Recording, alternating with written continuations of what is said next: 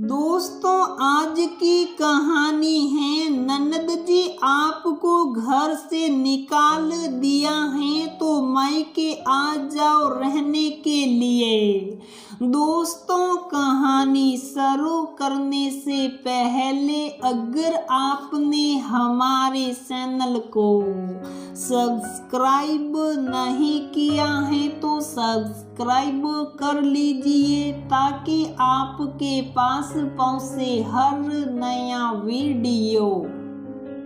नवीन, सुनो, श्रद्धा दीदी को मैंने फोन किया था, बहुत ज्यादा परेशान लग रही थी। मैंने पूछा तो उन्होंने टाल दिया और मुझसे राखी के बारे में पूछने लगी कि राखी पहुंची है या नहीं। राखी तो अभी नहीं आई है ना। हाँ, लेकिन मैंने कह दिया कि आ गई है। मैं उन्हें और परेशान नहीं करना चाहती थी। ऐसे क्यों किया तुमने? अगर राखी समय से नहीं पहुंची तो मैं मेरी और प्रवीण की कलाई तो सुनी रह जाएगी। जानती हूँ नवीन, लेकिन मैंने कुछ सोच कर ही उन्हें ऐसा बोला है। क्यों ना इस बार तुम और मैं राखी पर उनके घर जाए। तुम्हारा दिमाग तो ठीक है दीपा, तुम्हें पता है ना। सद्रा से हम सुप कर बात करते हैं क्योंकि सद्रा की एक गलती के कारण पापा ने उसे परिवार से बेदखल कर दिया। सब जानती हूँ नवीन, लेकिन मुझे सद्रा दीदी कुछ दिनों से ठीक नहीं लग रही थी और अगर पापा जी ने उनसे नाराज हैं भी तो क्या हम उनका परिवार तो हमेशा ही रहेंगे ना। एक बार चल कर उनकी गृहस्थी भी देख लेते हैं और मिल भी लेते हैं कि कहीं कोई परेशानी तो नहीं है। उन्हें ठीक है, मैं घर पर सबको बोल देता हूँ कि मुझे मीटिंग के लिए मुंबई जाना है और साथ में तुमको भी ले जाऊंगा, जिससे तुम थोड़ा मुंबई घूम लेंगे। सद्रा को मत बताना। इतने सालों के बाद उससे मिलूंगा तो उसे सरप्राइज देना चाहता हूँ। सब ठीक है नवीन, तो फिर मैं तैयारी करती हूँ। सद्रा दीदी, जमाई बाबू और हमारे भांजे आरव के लिए कुछ तोहफे ले लेती हूँ। हाँ ठीक है, और मम्मी को बता देना चुपके से अगर उन्हें सद्रा के पास कुछ भेजना हो तो हम लेते जाएंगे। जैसी आपकी आज्ञा पति देव, कहते हुए दीपा तैयारियां करने के लिए चली गई और नवीन पुरानी यादों में खो गया। सद्रा नवीन और प्रवीण की छोटी बहन है। 3 साल पहले उसे एक अनाथ लड़के से प्रेम हो गया। अपने पिता की नामंजूरी के कारण उसने घर से भागकर शादी कर ली और उसी दिन नवीन के पिता ने सद्रा से सारे रिश्ते तोड़ लिए और किसी को भी सद्रा से बात करने की या मिलने की इजाजत नहीं थी। 1 साल के बाद जब नवीन की शादी हुई, दीपा बहू बनकर इस घर में आई तो अपनी सास की आंखों में सूनापन देखा और सद्रा के बारे में उसकी सहेलियों से पता लगाया। सद्रा मुंबई में थी और बहुत खुश थी। वह मां बनने वाली थी। नवीन के पिताजी से छुप कर सभी सद्रा से बात करने लगे।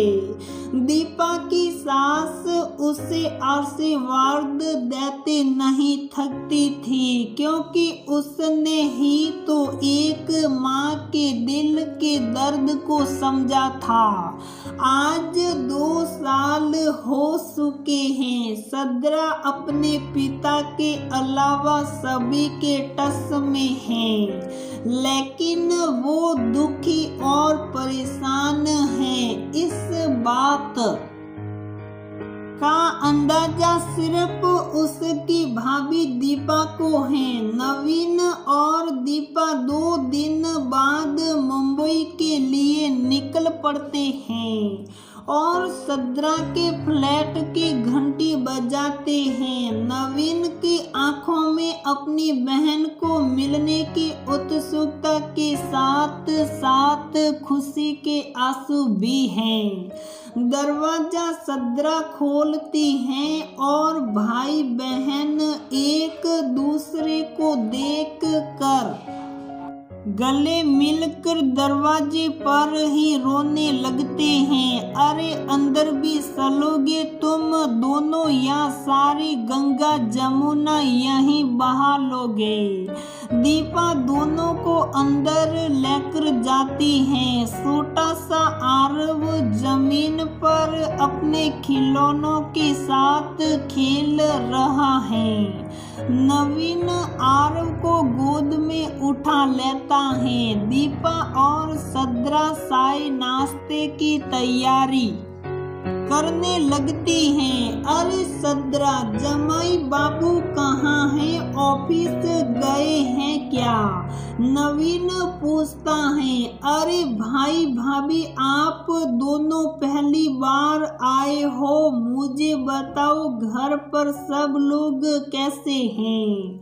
माँ कैसी हैं? पापा कैसे हैं? सद्रा सहकते हुए पूछती है, मगर सद्रा की आंखों की बेचैनी और डर दीपा महसूस कर लेती हैं और कहती हैं कि सद्रा दीदी, हम कल सुबह ही वापस चले जाएंगे। अगर जमाई बाबू को कोई परेशानी ना हो तो आप उन्हें ऑफिस से जल्दी बुला लो, हम लोग मिल लेंगे। सद्रा बेचैनी से इधर उधर देखते हुए, नहीं भाभी, वो ऑफिस के काम से दूसरे शहर गए हैं तो आप लोगों से नहीं मिल पाएंगे। सद्रा कहते हुए हक लाने लगती हैं। नवीन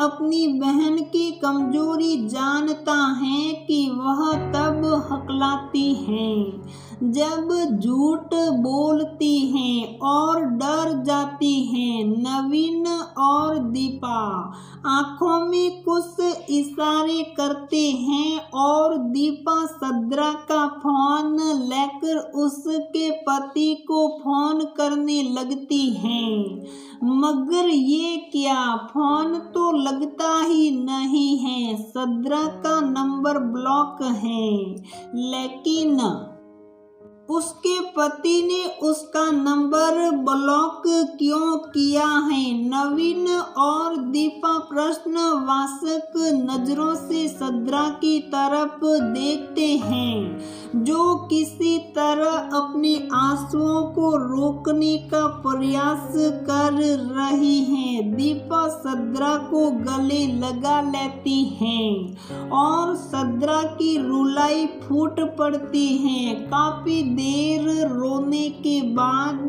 सद्रा चुप होकर बताती हैं, कि उसका पति 2 महीने पहले ये कहकर गया था कि ऑफिस के जरूरी काम से विदेश जा रहा है।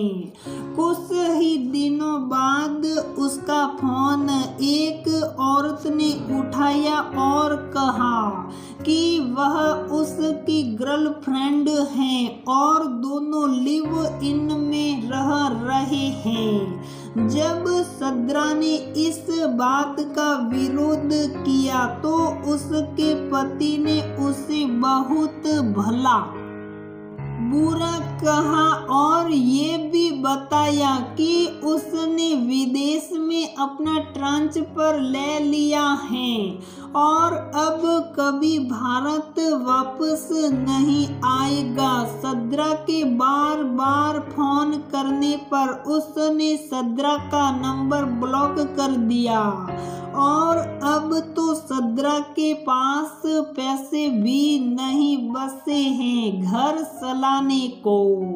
इतना कुछ हो गया दीदी और आपने हम सबको बताना जरूरी नहीं समझा क्या? हम आपका परिवार नहीं है? सद्रा अपना सामान पैक करो, तुम और आरव हमारे साथ घर वापस जा रहे हो और मैं टैक्सी बुक कर रहा हूँ। 1 घंटे में हम लोग यहाँ से निकल जाएंगे। नवीन ने अपने पापा और माँ को फोन करके सब बता दिया। उसके पापा ने कुछ नहीं कहा। अगले दिन सुबह सुबह जब नवीन और दीपा सद्रा को लेकर घर पहुंचे तो उनकी माँ दरवाजे पर अपनी बेटी और नाती के स्वागत के लिए आरती की थाली लिए खड़ी थी, लेकिन सद्रा की नजरें उसके पिता को ढूंढ रही थी।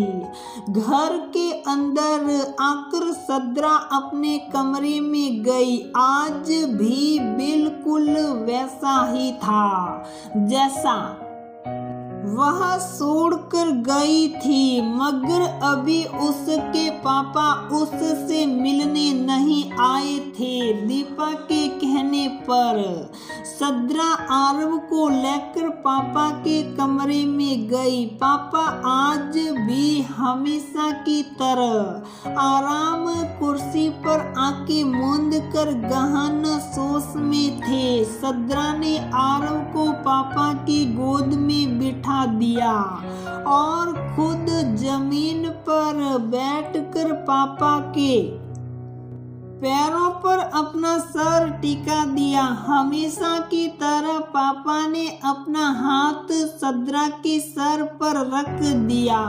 सारा परिवार दरवाजे पर खड़ा होकर भावुक दृश्य को देख रहा था और हर किसी की आंखों में आंसू थे। पिता का प्यार ऐसा ही होता है।